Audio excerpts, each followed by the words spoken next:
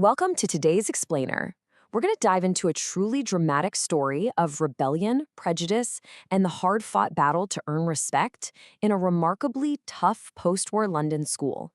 The story follows E.R. Braithwaite. He was a former RAF pilot who, after the Second World War, really struggled to find work due to systemic racism.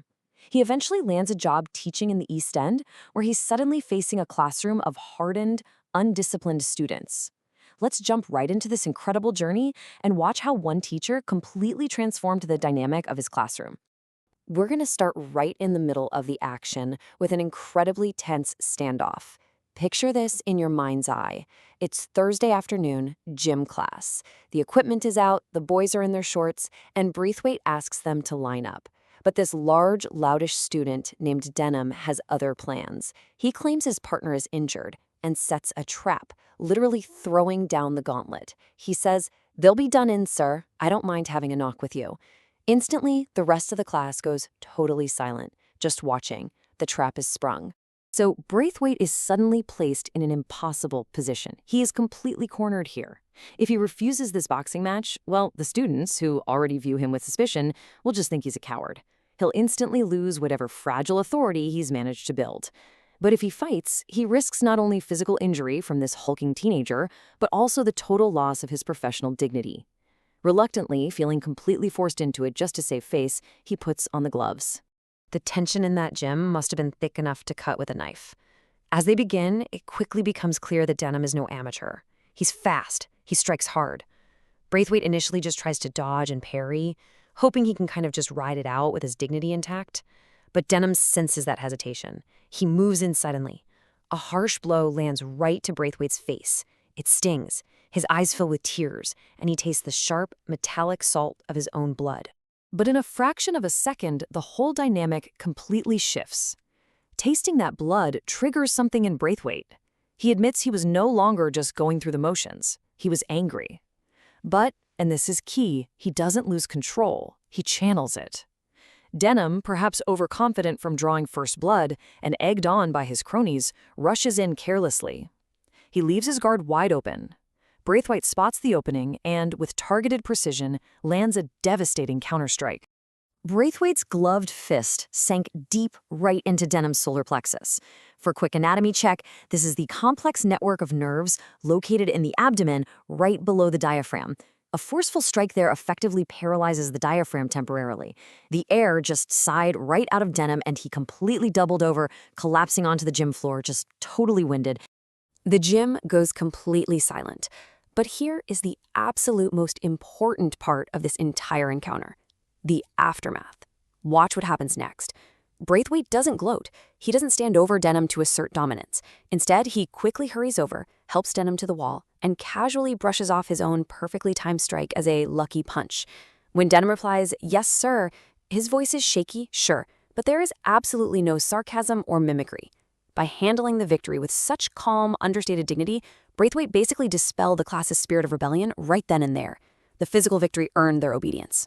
Act 2. Winning their minds. Connecting abstract academics to difficult daily lives. All right, so having earned their physical respect in the gym, Braithwaite now had to figure out how to actually connect with their minds. A teacher really can't survive on intimidation alone, right? He realized his students weren't just carefree kids.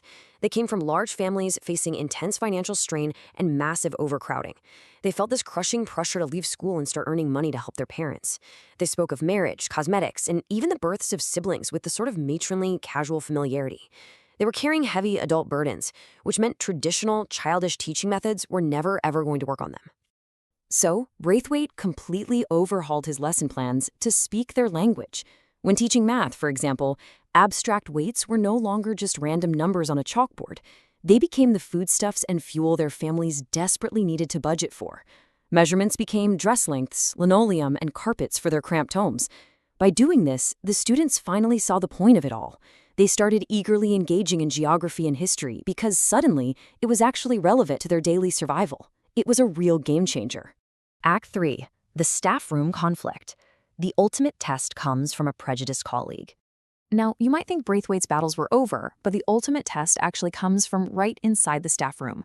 It really goes to show that sometimes the harshest resistance to progress comes from peers rather than the people you're trying to help. It starts quite innocently. A student walks in to deliver a message and respectfully refers to a female classmate as Ms. Dare. Mr. Weston, a cynical and highly prejudiced fellow teacher, is absolutely astonished. He literally shrinks back in exaggerated amazement, mocking the student before the poor kid hastily retreats. For Braithwaite, this Ms. is a beautiful sign of his teachings taking root, but for Weston, it's just an absurd joke. This tension bubbles over into a direct confrontation of worldviews. Weston sarcastically dismisses the children's new polite behavior as suburban formality and mocks Braithwaite, asking if this is some sort of experiment in culture for the millions. Braithwaite, however, completely refuses to take the bait. He calmly states that it is just an exercise in elementary courtesy. He holds his ground perfectly, refusing to let Weston's patronizing tone rattle him even a little bit. But Weston just cannot let it go. When challenged on whether he actually objects to the students' learning manners, Weston resorts to a truly ugly display. Cornered by his colleagues, he leans into a deeply racist impression, delivering the line, "Yes, ma'am, yes, boss." It's an incredibly uncomfortable, tense moment in the staff room, laying bare the absolute depths of Weston's prejudice and his bitter resentment toward Braithwaite's positive influence. The source text actually describes Weston's performance here as a caricature of a subservient Negro. Let's break that down real quick. A caricature is essentially a parody, an exaggerated, mocking imitation. And being subservient means being far too ready to obey others. Weston wasn't trying to make a logical argument. He was weaponizing ugly racist tropes to try and humiliate Braithwaite and belittle the very concept of mutual respect in the classroom. But right here is where the story takes this beautiful, completely unexpected turn. Braithwaite doesn't even have to defend himself. Miss Dawes, a female teacher who usually stays completely out of the staff room fray, bravely speaks up. She just shuts Weston down, boldly stating, "I do not need lessons in manners from those morons," and adding, "As long as you learn, it doesn't matter who teaches." Another teacher, Clinty, immediately interjects to support her. Braithwaite's quiet dignity had not only changed his students, but had emboldened his marginalized colleagues to finally stand up to a bully. So what is the ultimate takeaway from this entire narrative? From the tense standoff in the gym to the explosive conflict in the staff room, the message is clear. Through immense patience, unflinching courage, and above all, quiet dignity, respect can be earned even in the most prejudiced and challenging environments. Braithwaite didn't just teach math or geography. He modeled what it meant to be a respectable human being. And by doing so, he literally changed the culture of an entire school. And that brings us to the end of today's explainer, leaving us with a really powerful question to reflect on. How do you respond when you are faced with unprovoked hostility? Do you react with uncontrollable anger like Denham initially did? Do you resort to mockery like Weston? Or can you harness the incredible emotional control, empathy, and quiet dignity of E.R. Braithwaite? It's definitely something to think about.